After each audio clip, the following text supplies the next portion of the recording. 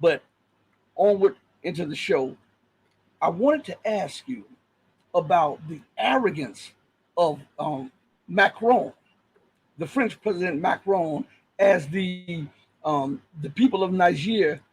They demanded the French not only pull out the military, but they demanded that the French ambassador be withdrawn, and Macron dismissed the people of Niger and the military of Niger and said that because we don't recognize them, we will not leave. What do you have to say on that matter? Well, so what's the ambassador doing over there? I mean, if they don't recognize the government, what is your ambassador doing? He's literally holding up in his compound and refused to evacuate the premises. First of all, okay, that there's report that I don't know if it's confirmed, but there's report that the Niger people in Niger have cut off power and water to the embassy. Good for them. Good for them. Because this is how you treat unwanted house guests, and that's your role is as an ambassador. You are there to put your nation in the best light, and and if the best thing they could do is refuse to leave, it doesn't look good for France, and it's not. I mean, right now they are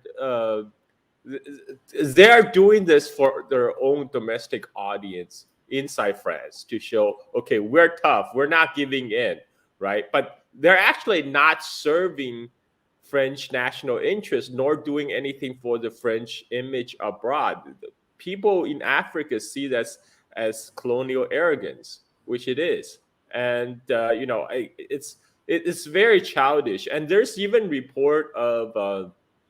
There's a report from the Cradle. They say the France was trying to persuade India, to pressure India to reject application of Algeria into the BRICS membership, Mm-hmm. because France don't want its former colonies to be part of the BRICS. And Macron himself said, BRICS is hostile toward Western interests. Mm-hmm. This is why people in Niger are flying the flags of BRICS member nations. They're flying the BRICS of China, of Russia, and they're even India and North Korea. They're even flying Mm-hmm. the flag of North Korea, because this is a very clear signal they're sending to these Western powers, especially France. We don't want you there. We prefer the BRICS. Go ahead. You want to say something, Richie?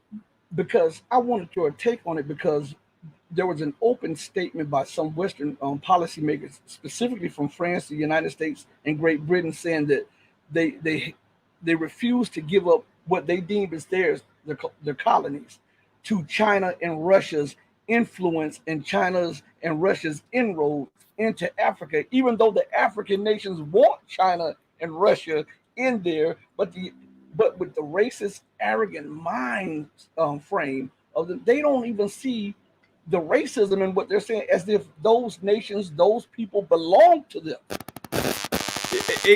Exactly. There's a little bit static. I Do know. you hear that? Yeah, Okay. yeah. So it's like they're talking as if the Africans on the ground don't matter. If the Africans themselves have no agency, they're talking still like Africa is their own possession. I mean, I'm sorry, it's not 19. This is not 1923. This is 2023. 100 years later, you don't make the shots anymore, and you're not the only ones that the Africans have to turn for for credit, for finance, right? There's the BRICS nations are opening up their own banks, and they're developing BRICS currency. This is why the Africans want them out, because it's kind of overbearing colonial arrogance they have to deal with. And but these people, they're so cut off from reality sitting in Paris and Washington. They are so oblivious and completely lacking in self-awareness how they're being perceived in the global south. That's why they talk like this. They talk like they're still talking in their little old boys club, and but right now we're a global connected world. On the internet, the news travel fast. We all know what they're up to.